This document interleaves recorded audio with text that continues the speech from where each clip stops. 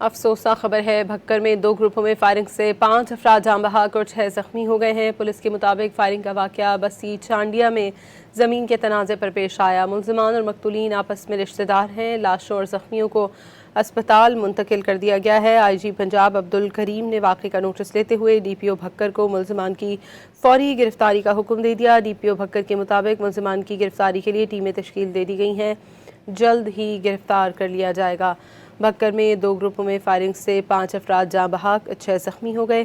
Firing کا واقعہ بستی چانڈیا میں زمین کے تنازع پر پیش آیا۔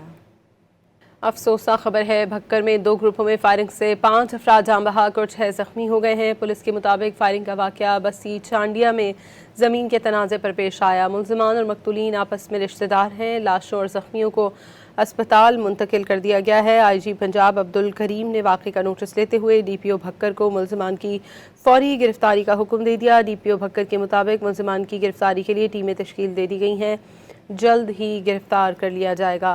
بھکر میں 2 گروپوں میں فائرنگ سے 5 افراد جاں بحق، 6 زخمی ہو گئے۔ فائرنگ کا واقعہ بستی چانڈیا میں زمین کے تنازع پر پیش آیا۔